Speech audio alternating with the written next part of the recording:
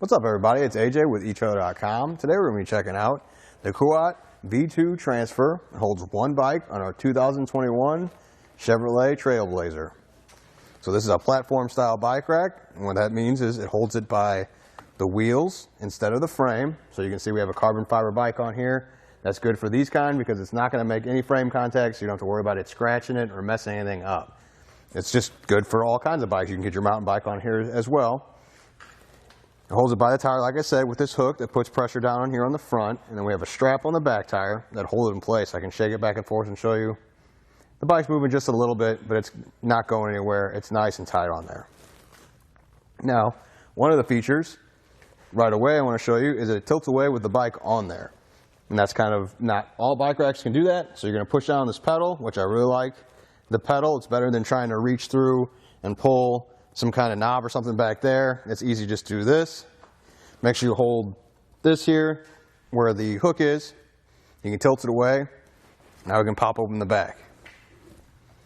And this is just good if maybe you want to grab your helmet or you forget something or you're still loading your car, maybe you loaded this first, or even when you've got to load up and you're leaving the park, you want to grab something, you can do that. You don't have to remove the entire bike rack. Tilt it back up. Let's just go ahead and get the bike out of the way. So first off, you want to come down here and do this strap first, because the hook up front is the one that's really holding it here. And if you do it the other way, it'll be problematic. So come back here. You can push on this button, lift up on the hook. It ratchets back down into place. You can hear it. I like that. That way you know it's nice and tight and clicked in there. Easy to release. And just push this down, and we're going to move our bike. I'm going to set it here off to the side and out of our way. We're not using it. You can just fold the hook back in. Go ahead and replace the strap. So let's keep it nice and neat looking. I like to take it under this cradle. This cradle is also adjustable. That's another thing for different style bikes. You can adjust both of these to help them fit just in case it's got like a smaller wheelbase and you need a little bit of adjustment. So with that in place, let's get some measurements.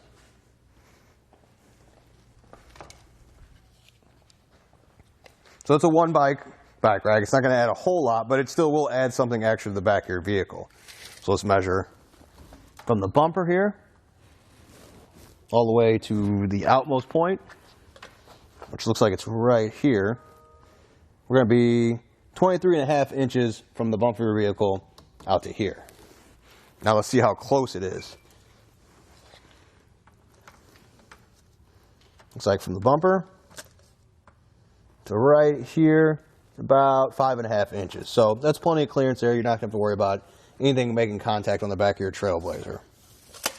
Another thing to keep in mind is ground clearance.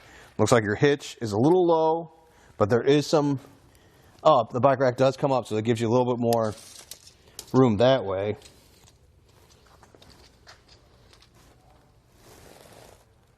It's about 16 inches right here. So that should be plenty of clearance. Just we like to warn everybody that when you're driving up steep hills or driveways, ground clearance is something you want to be thinking about so you don't accidentally scrape it or anything like that.